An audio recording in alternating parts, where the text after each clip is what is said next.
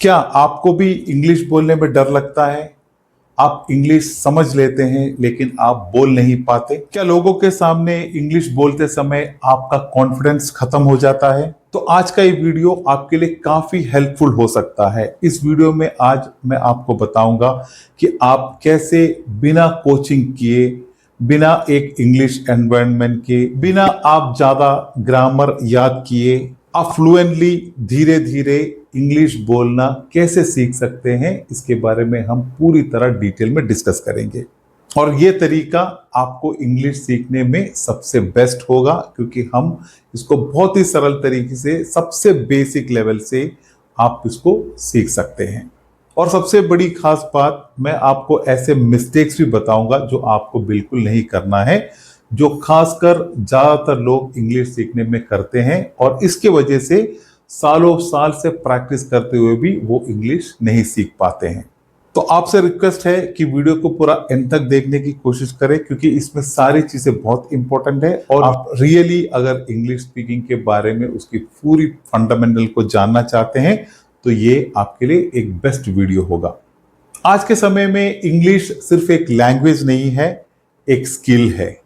ये स्किल ऐसा है कि आपको ये हर जगह पे इस्तेमाल होती है, चाहे वो एक जॉब इंटरव्यू हो या आप एक व्यापार करते हैं, आपको किसी के साथ फोन पे बात करना हो किसी चीज़ों के ऊपर रिलेटेड, आपको अगर किसी के साथ इंटरेक्ट करना हो, आप अगर एक ऐसे जगह पे पहुंचे हो जहां एक मीटिंग या कॉन्फ्रेंस होता हो, वहां आपको अपने आप को प्रेजेंट करना हो, चाहे आप एक कॉलेज या स्कूल के स्टूडेंट हो, तो इस तरह हर एक जगह पे इंग्लिश लैंग्वेज का जो स्किल है वो आपके लिए बहुत इंपॉर्टेंट है। ये आपकी जो स्किल है इंग्लिश में, ये आपके पर्सनालिटी और आपके कॉन्फिडेंस को स्ट्रॉन्ग बनाने में काफी हेल्प करता है। लेकिन इसमें सबसे बड़ी प्रॉब्लम क्या है कि सब लोग इंग्लिश सीखना जरूर चाहते हैं लेकिन वो सीखने का जो उनका तरीका है वो गलत होता है। कोई लोग ऐसे होते हैं वो सिर्फ इंग्लिश के ग्रामर पे फोकस करते हैं और कोई लोग इंग्लिश में सिर्फ वोकैबुलरी को ही प्रैक्टिस करते हैं, लेकिन ये सब करने के बावजूद भी वो कभी भी इंग्लिश बोल नहीं पाते। आपको पता है इसका सबसे बड़ा कारण क्या है? इसका सबसे बड़ा कारण है कि वो इंग्लिश को बोल के प्रैक्टिस नहीं करते। इंग्लिश सीखने का सबसे आसान तरीका है उसको बोल के प्रैक्टिस करें, यानी आप इंग्लिश में बोलना शुरू करें। जब तक आप बोलना शुरू नहीं करेंगे, आप चाहे जितना भी ग्रामर, कितने भी वोकैबुलरी, किसी भी तरह के कॉम्पोजिशन को सीखे, लेकिन आप कभी भी इंग्लिश बोल नहीं पाएंगे। तो इंग्लिश बोलने के लिए सबसे इंपॉर्टेंट है इंग्लिश स्पीकिंग प्रैक्टिस, यानी इंग्लिश बोलना शुरू करना। दोस्तों, अगर इंग्लिश सीखना है तो सबसे पहले आपको फियर यानी डर आपको हटाना पड़ेगा। ज्यादातर लोग इंग्लिश इसलिए नहीं सीख पाते क्योंकि उनको लगता है कि लोग क्या सोचेंगे, लोग क्या कहेंगे, जो लोग उनके इंग्लिश को सुनेंगे वो शायद उनके मजाक उड़ाएंगे। इस तरह का जो डर है आपका, यही आपको रोकता है इंग्लिश बोलने में। तो सबसे पहले आप इस तरह के डर को हटा दीजिए। जब बच्चा चलना सीखता है तो वो जरूर गिरता है, लेकिन गिरने के डर से वो चलना नहीं छोड़ता। तो वैसे ही आपको भी बोलते समय, आप इंग्लिश यूज करते समय आपसे भी गलतियां होंगी, लेकिन आप ये सोच लीजिए कि जो गलतियां होती है वो आपको फ्लुएंट बनाने का सबसे पहला स्टेप होता है। अब इसके बाद स्टेप नंबर 2 है, ग्रामर में आपको कभी भी नहीं फंसना है। दोस्तों, ये सबसे इंपॉर्टेंट बात है क्योंकि जब भी लोग इंग्लिश सीखने की कोशिश करते हैं वो बेवजह इंग्लिश के टेंसेस, इंग्लिश के ग्रामर, इंग्लिश के कॉम्प्लेक्स वोकैबुलरी, ऐसे चीजों में फंस जाते हैं। आपको कभी भी इसमें नहीं फंसना है। आप जब इसमें फंस जाओगे शुरुआत में तो आप कभी भी, आपको इंग्लिश इजी नहीं लगेगा। तो आप हमेशा यही करें कि इंग्लिश शुरुआत करते हैं तो कभी भी ग्रामर का, टेंसेस का, इसका टेंशन आपको बिल्कुल नहीं लेना है। आपको जो शुरुआत करना है वो बहुत ही सिंपल सेंटेंस के साथ आपको इंग्लिश बोलना शुरू करना है। आप सिर्फ सिंपल सेंटेंस में इंग्लिश बोलना शुरू करें, जैसे कि माई नेम इज, जो भी आपका नाम है अपने आप को लेके। For example, my name is Rahul, I am going to watch a movie, I like to play cricket, I want to learn English. इस तरह के सिंपल सेंटेंस से ही आप शुरुआत करें जहां आपको कोई ग्रामर या टेंसेस या रूल्स का या कोई कॉम्प्लेक्स बड़े वोकैबुलरी की यूज ही नहीं करनी पड़े। क्योंकि जब इस तरह आप एक सिंपल सेंटेंस से शुरुआत करेंगे और स्टेप बाय स्टेप आप आगे सीखते जाएंगे, तभी आपके लिए इंग्लिश बहुत इजी लगेगा। तो ज्यादातर लोग को यही प्रॉब्लम होता है कि शुरुआत में ही बेवजह के टेंसेस और इस तरह के रूल्स को सीखने में लग जाते हैं। तो जब भी आप शुरुआत करते हैं तो आपको इस तरह के ग्रामर के लफड़े में नहीं फंसना है। अब स्टेप नंबर 3 है डेली लिसनिंग हैबिट। ये सबसे इंपॉर्टेंट एक पार्ट है इंग्लिश लर्निंग में, क्योंकि जितना आप इंग्लिश को सुनते रहेंगे उतना इजी आपका दिमाग उस इंग्लिश को कैच करते रहेंगे। आपको रोज थोड़ा टाइम इंग्लिश को सुनना भी पड़ेगा। आप इसके लिए इंग्लिश के सिंपल मूवीज देख सकते हैं, इंग्लिश के जो भी इंटरव्यूज होते हैं वो देख सकते हैं, इंग्लिश वीडियोस वॉच कर सकते हैं, आप इंग्लिश पॉडकास्ट सुन सकते हैं। इस तरह काफी तरीके से आप इंग्लिश सुन सकते हैं। इंग्लिश को सुनना इंग्लिश बोलने के लिए बहुत इंपॉर्टेंट है, क्योंकि जितना आप सीखोगे, जितना आप सुनोगे, उतना ही आपको वर्ड, सेंटेंसेस और उसके जो यूसेज होते हैं उसके बारे में एकदम एक अच्छा फ्लो आपके दिमाग में सेटल हो जाएगा। शुरुआत में आपको सुनने के टाइम पे सारी चीजें समझ में नहीं आएगी, लेकिन धीरे धीरे आपका दिमाग नेचुरली उसको कैच करता रहेगा। ये आपके लिए बहुत इंपॉर्टेंट है।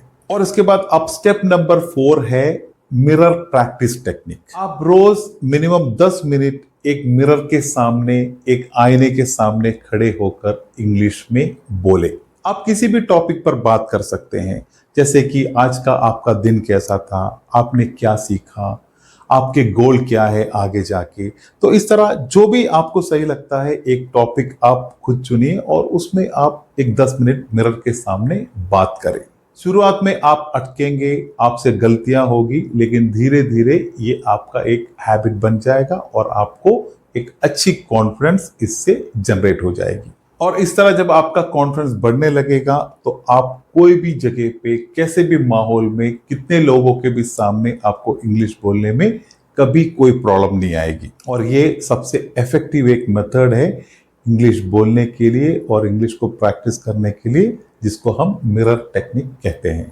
अब इसके बाद स्टेप नंबर 5 है अपने सोच को इंग्लिश में बदलना शुरू करें। जब भी आप इंग्लिश बोलना प्रैक्टिस करते हैं तो आप पहले उसको हिंदी में सोचते हैं, फिर उसको आप इंग्लिश में ट्रांसलेट करते हैं। जैसे कि फॉर एग्जाम्पल, मुझे पानी चाहिए, ये आप पहले अंदर सोचते हैं हिंदी में, फिर आप बाहर बोलते हैं कि आई नीड वाटर। मैं बाजार जा रहा हूं, इसको आप पहले हिंदी में सोचते हैं, फिर आप बोलने की कोशिश करते हैं कि I am going to market. आपको ये तरीके को बिल्कुल चेंज करना है। आपको दोबारा ऐसे करना नहीं है।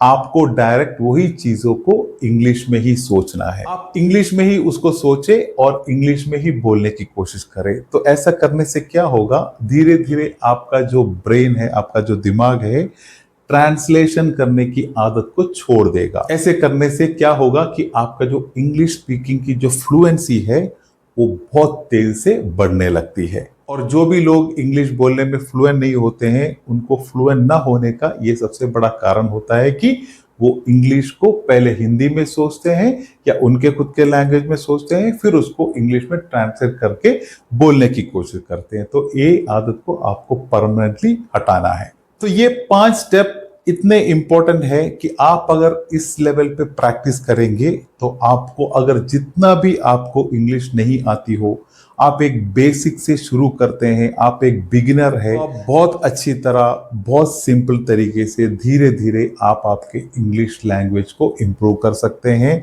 आपका बोलना आप इम्प्रूव कर सकते हैं और आप एक अच्छा फ्लुएंट इंग्लिश स्पीकर बन सकते हैं। क्योंकि जब भी आप इंग्लिश सीखते हैं या कोई भी लैंग्वेज सीखते हैं तो उसमें सबसे बड़ी प्रॉब्लम क्या होती है कि वो जो सीखने का तरीका है वो अगर गलत हो जाता है तो आप 10 साल भी लगाओ या उससे ज़्यादा टाइम लगाओ, लेकिन आप कभी भी एक फ्लुएंट स्पीकर नहीं बन सकते हैं। तो आपको हमेशा क्या करना है, जो रियल मेथड है, जो एकदम सिंपल मेथड है, उससे ही आपको प्रैक्टिस करना शुरू करना है। क्योंकि हर एक चीज़ का एक सिस्टम होता है, हर एक चीज़ सीखने की एक टेक्निक होती है। तो अगर आपको इंग्लिश फ्लुएंटली बोलना है तो आप इस 5 स्टेप को आप आज से आपके हर दिन में आप इसको थोड़ा टाइम लेके इसको प्रैक्टिस करना शुरू करें और आप देखिए बहुत सिंपली आप आपके इंग्लिश को इम्प्रूव कर सकते हैं और आप अच्छा फ्लुएंट स्पीकर बन सकते हैं। इंग्लिश में फ्लुएंटली बात करने का, इंग्लिश बोलने का, इंग्लिश बोलने को सीखने का, इससे सिंपल तरीका और कोई भी नहीं है। और मैं इसके साथ आपको एक डेली प्रैक्टिस रूटीन भी आपको बताता हूं, जिसको आप हर दिन इसी पैटर्न पे फॉलो करेंगे तो आपको ये चीजें करना इजी हो जाएगा। तो इसके लिए सबसे पहले आपको क्या करना है, एक दिन शुरू होते ही सुबह के टाइम पे आप 5 मिनट, मिनिमम 5 मिनट या उससे ऊपर आप कर सकते हैं, 10 मिनट 15 मिनट तो कोई प्रॉब्लम नहीं, लेकिन मैं कहता हूं मिनिमम 5 मिनट आप इंग्लिश को पढ़िए, कोई किताब से या कोई अखबार से। आफ्टरनून में आप एक मिनिमम 5 नए वर्ड्स को सीखिए। मैं 5 बोलता हूं, लेकिन आप उससे ज्यादा सीख सकते हैं तो आपके लिए बेटर है, लेकिन मिनिमम आप एक 5 नए वर्ड्स को सीखने की कोशिश करें आफ्टरनून में। शाम के टाइम पे, इवनिंग के टाइम पे आप 5 मिनट इंग्लिश को सुनिए, कोई भी तरीके से, जैसे हमने बताए थे वीडियो के थ्रू, कोई भी पॉडकास्ट के थ्रू, आप 5 मिनट इंग्लिश सुनने की कोशिश करें इवनिंग टाइम पे। और नाइट में 5 मिनट आप इंग्लिश को एक मिरर के सामने प्रैक्टिस करें।